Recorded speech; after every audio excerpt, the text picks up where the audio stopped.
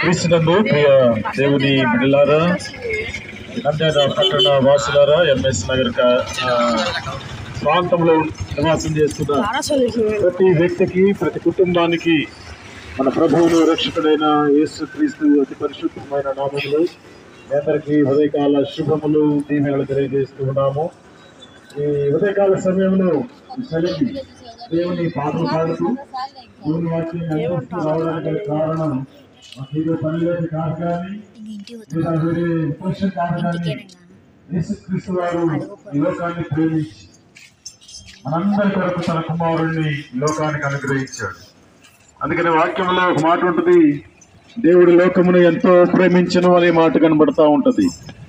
మన ఇంట్లో ఉన్న బిడ్డలు తన సహోదరులనే ప్రేమించలేరు, కన్న తల్లిదండ్రులు బిడ్డలను ప్రేమించలేరు, బిడ్డలు తల్లిదండ్రులను ప్రేమించలేరు. కానీ అయితే యేసుక్రీస్తు వారు మనందరినీ ప్రేమించి, లేదా యెహోవా దేవుడు మనందరిని ప్రేమించి తన ఏకైక కుమారుడైన యేసుక్రీస్తుని ఈ లోకానికి మన కొరకు పంపించాడు. అనగా నీ మీద, నా మీద దేవునికి ఎంత ప్రేమ ఉన్నదో అక్కడ అర్థమవుతా ఉంది.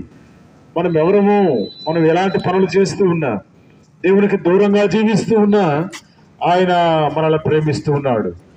మనం కాని పనులు చేస్తే, చెడు పనులు చేస్తే మనుషులకు అసహ్యంగా ఉంటాం. మనం చేయకూడని పని చేస్తే మనుషుల దృష్టిలో చెడ్డవారం అవుతాం, కానీ మనుషులు మనల్ని ద్వేషించవచ్చు. అయితే దేవుడు మనుషులు ద్వేషించిన వారిని ప్రేమిస్తూ ఉన్నాడు. ఆయన పేరే ప్రేమ స్వరూపి. ఆయన ప్రతి చెడు వ్యక్తిని, బాగులేని వ్యక్తిని ఆయన ప్రేమించగలిగిన దేవుడు. అలాంటి మహా గొప్ప దేవుడు మనకు దొరకడం మన జీవితాలకు ఎంతైనా ధన్యకరమని నేను సెలవిస్తూ ఉన్నాను. కనుక తండ్రి అయిన దేవుడు ఈ లోకాన్ని, లోకంలో ఉన్న ప్రతి జాతి మనుష్యులను ఆయన ప్రేమించి తన కుమారుణ్ణి ఈ లోకానికి పంపించాడు. దానిని క్రిస్మస్ గా మనం పిలుస్తూ ఉన్నాం. క్రిస్మస్ పండుగ ప్రపంచం మొత్తంలో ఉన్న దేశాలన్నీ 270 దేశాలకు పైగా యేసుక్రీస్తు వారి పుట్టుక దినాన్ని ఆచరిస్తూ సంతోషంగా ఉన్నారు. కారణం ఆయన నా కొరకు, నా పాపముల కొరకు యేసుక్రీస్తు వారిని తండ్రి పంపించాడు. కనుక ఆయనకు నాపై ఉన్న ప్రేమ ఎలాంటిదో అని మనం గుర్తించగలగాలి. మన ఇంట్లో వారికి మనం నచ్చము, మన ఇంట్లో వారికి మనం పడము, మన ఇంట్లో వారే మనల్ని ప్రేమించరు. కానీ ఏ సంబంధం లేని మనలను దేవుడు ప్రేమిస్తూ ఉన్నాడు. దేవుడు మనందరినీ తన రెక్కల కింద దాయడానికి, నిన్ను, నన్ను, ఎలాంటి బడుగు వర్గాలైనా, ఎలాంటి ధనవంతులైనా, ఏ స్థితి కలిగిన వారినైనా దేవుడు ప్రేమిస్తూ ఉన్నాడు. మనుషులు ద్వేషిస్తారు, దేవుడు ప్రేమిస్తాడు. మనుషులు శిక్షిస్తారు, దేవుడు క్షమిస్తాడు. కనుక అలాంటి క్షమాగుణ కలిగిన యేసును ఒకవేళ నీ జీవితంలో కోల్పోయి ఉంటే మనం అనుకుందాం, నా కొరకు దేవుడు వచ్చాడు, యేసుక్రీస్తు వారిని నన్ను ప్రేమించి కుమారుని లోకానికి పంపించారు.